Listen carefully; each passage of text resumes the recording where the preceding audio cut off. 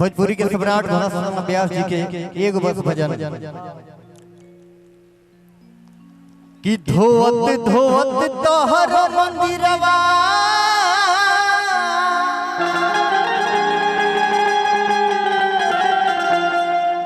bullet अरे हथवा खियले हो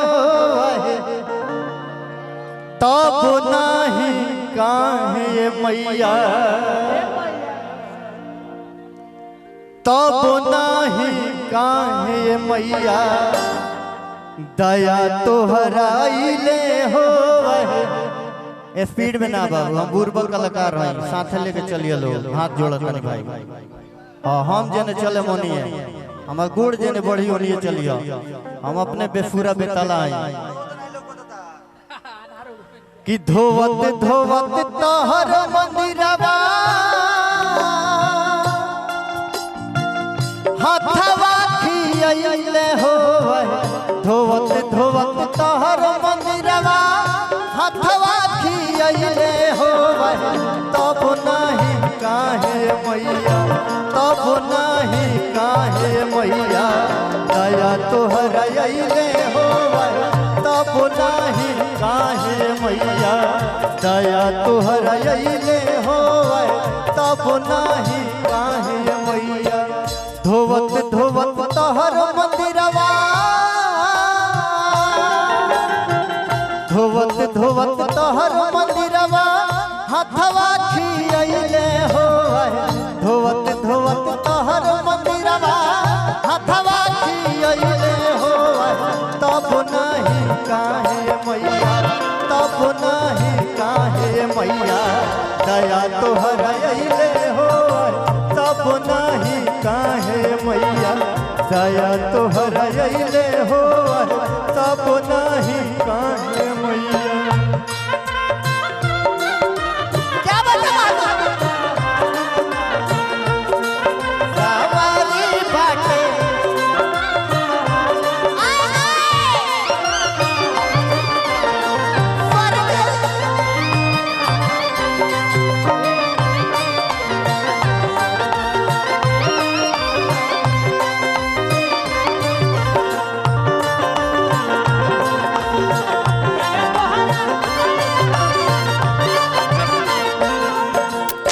गौर करी बस एक अंतर गाय काहे कि ये बेरा लोग भजन भाव से नहीं खेले भजन भाव से भौजाई चाव से लगाव से कौआ बोले से पहले आइला मंदिरिया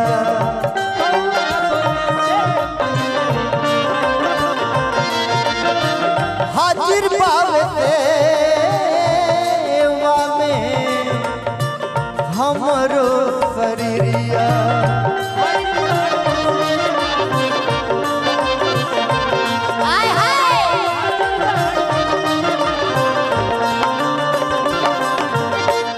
कौआ बोले पहले आइला मंदिरिया हाजिर पावे सेवा में हमरो शरीरिया कतना ले गैया के घिउआ कतना ले गैया के घिउआ पाती में सुखैले है कतना ले गैया के घिउआ पाती में सुखैले है तब नहीं काहे मैया तब नहीं तोहराइले हो तब नहीं काहे मैया दया तोहराइले हो तब नहीं काहे मैया दया